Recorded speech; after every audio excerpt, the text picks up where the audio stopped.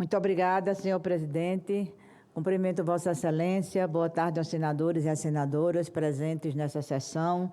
Cumprimento também aqueles e aquelas que nos acompanham pelas transmissões de TV e da Rádio Senado e pelas nossas redes sociais.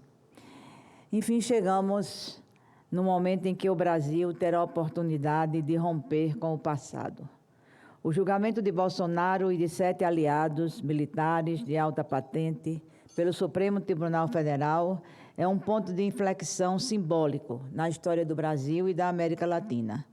Vivemos em uma região cujo passado é marcado por episódios trágicos de golpismo.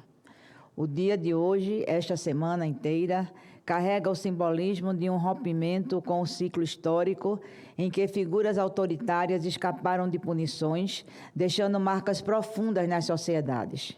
Ao contrário do passado ditatorial, repleto de impunidade e vozes de fato silenciadas, pois muitas vezes é necessário dizer a morte era a consequência direta da resistência, as instituições democráticas brasileiras hoje são capazes de julgar até mesmo quem ocupou o mais alto cargo da República.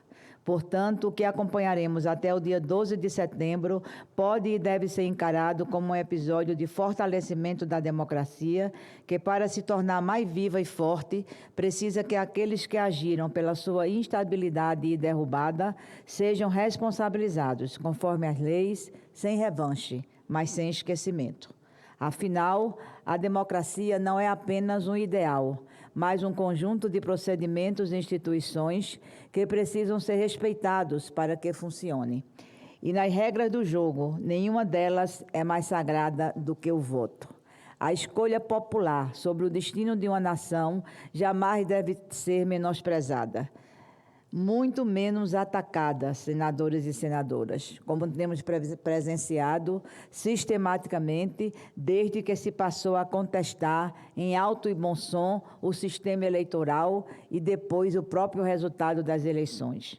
O símbolo do julgamento de quem atentou contra a democracia, contra as instituições, contra a vida de quem julgou ser inimigo, contra a decisão soberana de seu povo, não é o de uma vitória ou de uma derrota simplesmente. É o símbolo do fechamento de um tempo histórico em que ataques institucionais eram varridos para debaixo do tapete.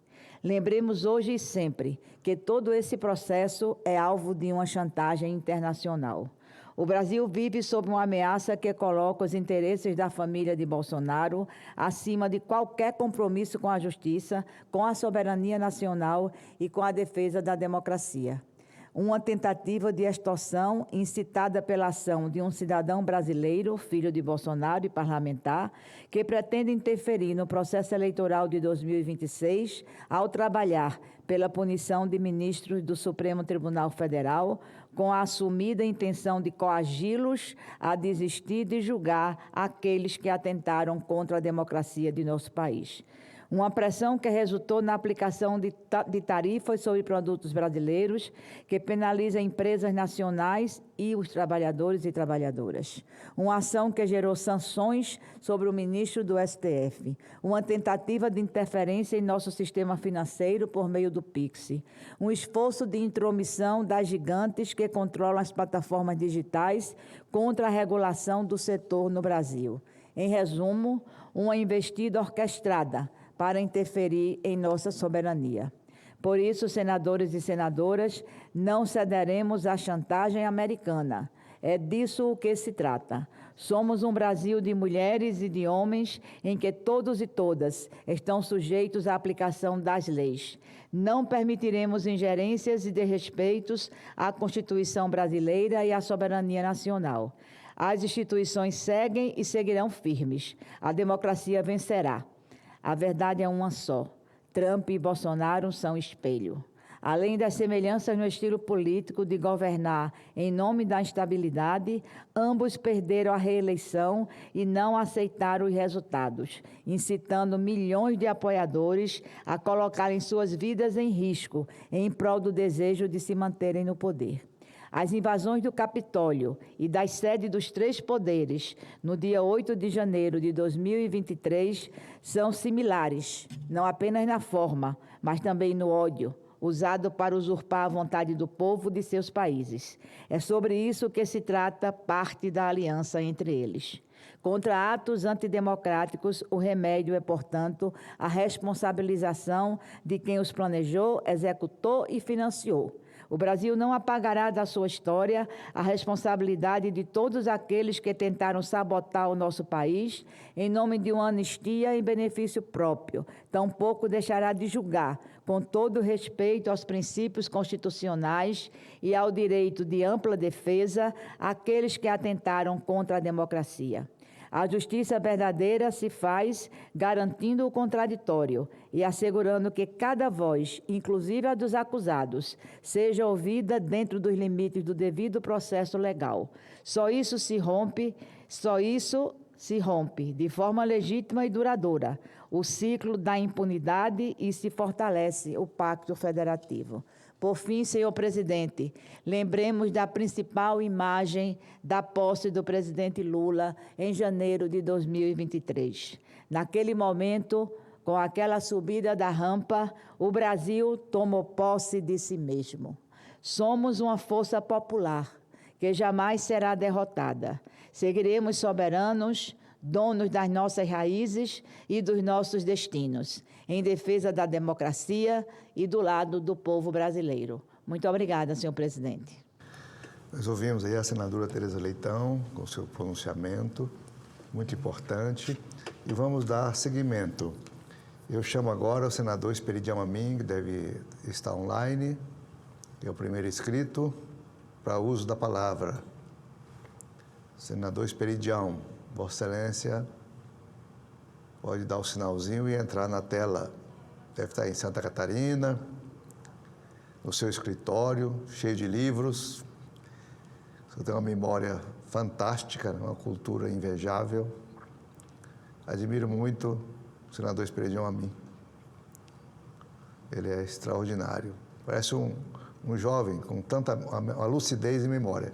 Esperidião, cadê ele? Ele tá ligado? Conectou, mas... Esperidião Amin.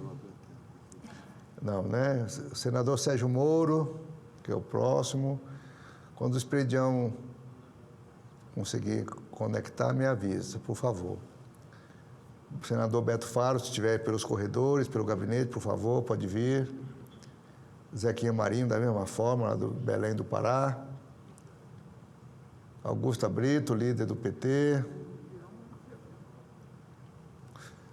Isalci Lucas, aqui de Brasília. Senadora Soraya Tronic. Messias de Jesus, lá de Roraima, terra muito rica. Astronauta Marcos Ponte, estiver no gabinete ou a de São Paulo, astronauta, pode dar um sinal para mim, tá? Chamo agora o senador Girão, onde é que estava? Ele está chegando? Tá bom. Senador Paulo Paim também, deve estar por aí mesmo, ele não falta, chega cedo. Enquanto eles não conectam, mas estão a caminho, eu vou aqui falando alguma coisa sobre educação, até que eles consigam a conexão, tá, gente? Eu não gostaria de encerrar a sessão assim tão rapidamente, né? Hein? Se não chegar, a gente vai suspender, né? Bem, então vamos conversando. O mais importante, no meu ponto de vista, para o Brasil, o meu primeiro pronunciamento aqui no Senado, quando eu tomei posse, foi dizer que eu seria um senador de uma nota só. Eu falaria sempre sobre educação. E por mais que se fale em educação, ainda é pouco, eu devia falar mais. Porque a energia que sai de nosso corpo para o Brasil, ela fica em suspensão aí no ar. Ah, tá bom. Estava aqui, senador, falando algumas palavrinhas para enquanto você conseguir entrar, tá bom?